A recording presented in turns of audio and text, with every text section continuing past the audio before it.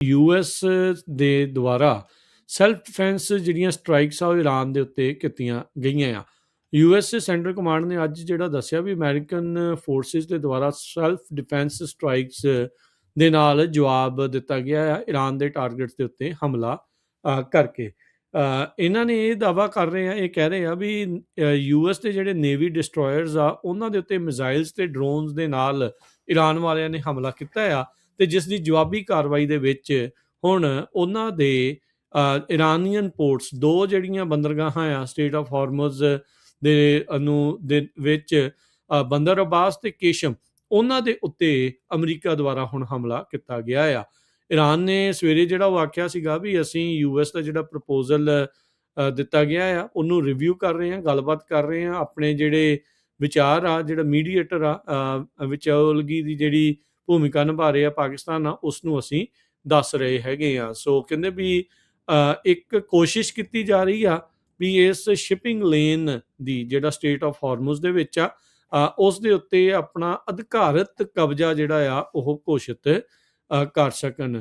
Shipping intelligence firm ਲਾਇਡ list ਨੇ ਜਿਹੜਾ ਉਹ ਕਿਹਾ ਆ ਵੀ ਜਿਹੜਾ ਸਟ੍ਰੇਟ ਆਫ ਹਾਰਮਜ਼ ਆ ਉਹ ਅਜੇ ਵੀ ਬੰਦ ਹੈਗਾ ਆ, ਤੇ ਜਿਹੜੀ ਈਰਾਨ ਨੇ ਕਿਹਾ ਆ ਵੀ ਇੱਕ ਏਜੰਸੀ ਜਿਹੜੀ ਉਹ ਬਣਾਈ ਜਾਵੇ ਜਿਸ ਦੇ ਉੱਤੇ ਜਿਸ ਦੀ ਇਹ ਭੂਮਿਕਾ ਹੋਵੇਗੀ ਵੀ ਕਿਹੜੀਆਂ ਜਿਹੜੇ ਜਹਾਜ਼ ਆ ਇਸ ਦੇ ਵਿੱਚੋਂ ਟ੍ਰਾਂਜ਼ਿਟ ਦੇ ਲਈ ਲੰਘ ਜਿਹੜੇ ਹੋ ਜਾਣਗੇ। ਸੋ ਅੱਜ ਅਮਰੀਕਾ ਦੇ ਦੁਆਰਾ ਮੁੜ ਤੋਂ ਈਰਾਨ ਦੇ ਉੱਤੇ ਜਿਹੜੇ ਹਮਲੇ ਆ ਉਹ ਕੀਤੇ ਗਏ ਆ, ਤੇ ਜਵਾਬੀ ਕਾਰਵਾਈ ਜਿਹੜੀ ਉਹ ਦੱਸੀ ਜਾ ਰਹੀ ਹੈਗੀ ਆ।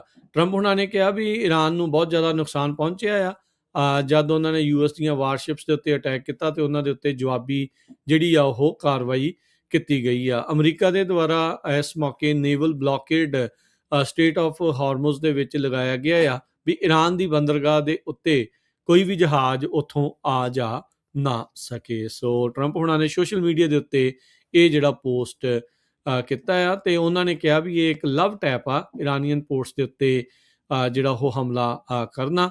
ਸੋ ਦੋ ਪੋਰਟਸ ਦੇ ਉੱਤੇ ਹਮਲਾ ਹੋਇਆ ਆ, ਜਦ ਯੂਐਸ ਦੀ ਸੈਂਟਰਲ ਕਮਾਂਡ ਨੇ ਕਿਹਾ ਵੀ 3 ਨੇਵੀ ਡਿਸਟਰੋਇਰਸ ਦੇ ਉੱਤੇ ਹਮਲਾ ਕਰਨ ਦੀ ਜਿਹੜੀ ਈਰਾਨ ਦੇ ਦੁਆਰਾ ਕੋਸ਼ਿਸ਼ ਕੀਤੀ ਗਈ ਸੀ।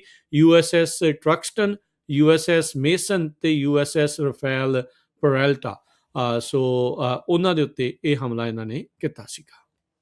ਯੂਐਸ ਨੇ ਜਿਹੜਾ 2 ਇਰਾਨੀਅਨ ਪੋਰਟਸ ਦੇ ਉੱਤੇ ਜਿਹੜਾ ਅਟੈਕ ਕੀਤਾ ਹੈਗਾ ਆ ਸਟੇਟ ਆਫ ਹਾਰਮਜ਼ ਦੇ ਉੱਤੇ, ਜਿਹੜਾ ਜਦੋਂ ਉਹਨਾਂ ਨੇ ਅਟੈਕ ਕਰਨ ਦੀ ਕੋਸ਼ਿਸ਼ ਕੀਤੀ, ਯੂਐਸ ਦੀ ਮਿਲਟਰੀ ਨੇ ਬੰਦਰ ਅਬਾਸ ਤੇ ਕੌਸ਼ਮ, ਇਹ ਜਿਹੜੇ 2 ਉਹਨਾਂ ਦੇ ਪੋਰਟਸ ਆ ਉੱਥੇ ਅਟੈਕ ਕੀਤਾ ਹੈ। ਫੌਕਸ ਨਿਊਜ਼ ਜੋ ਆ ਰਿਪੋਰਟ ਕਰ ਰਿਹਾ ਹੈਗਾ 3 ਯੂਐਸ ਦੇ ਨੇਵੀ ਡਿਸਟਰੋਇਰਸ ਜਿਹੜੇ ਆ ਉਹ ਸਟੇਟ ਆਫ ਹਾਰਮਜ਼ ਦੇ ਵਿੱਚੋਂ ਲੰਘ ਰਹੇ ਸੀ ਜਦੋਂ ਉਹ ਅੰਡਰ ਅਟੈਕ ਆਏ ਹੈਗੇ ਆ ਇਰਾਨੀਅਨ ਡਰੋਨਸ, ਮਿਜ਼ਾਈਲਸ ਤੇ ਸਮਾਲ ਬੋਟਸ ਦੇ ਰਾਹੀਂ। ਸੋ ਕਾਫੀ ਵੱਡਾ ਜਿਹੜਾ ਉਹਨੇ ਕੋਸ਼ਿਸ਼ ਕੀਤੀ ਸੀ।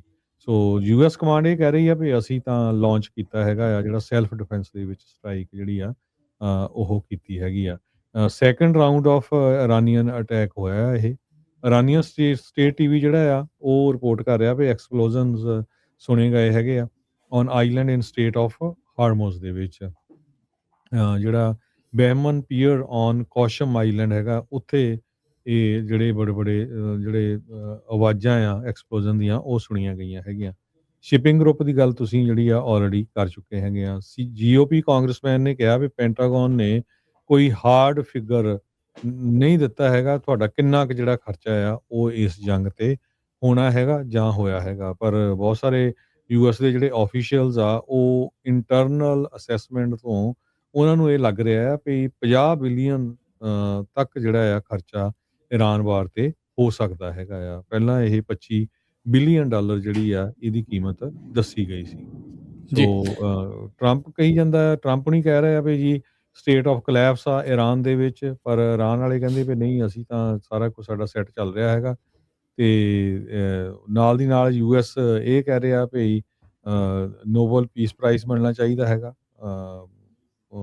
ਪ੍ਰੈਜ਼ੀਡੈਂਟ ਨੂੰ, ਕਿਉਂਕਿ ਇਹ ਜਿਹੜਾ ਆ ਉੱਥੇ ਦਾ ਨਿਊਕਲੀਅਰ ਆ ਉਹ ਖਤਮ ਕਰਨ ਜਾ ਰਹੇ ਆ ਜਾਂ ਉਹਨਾਂ ਦਾ ਖਤਮ ਕਰਾ ਦਿੱਤਾ ਹੈਗਾ। ਹੁਣ ਤੱਕ 1500 ਤੋਂ ਵੱਧ ਜਿਹੜੇ ਸ਼ਿਪ ਆ ਉਹ ਗੋਲਫ ਦੇ ਵਿੱਚ ਫਸੇ ਹੋਏ ਹੈਗੇ ਆ। ਜੀ।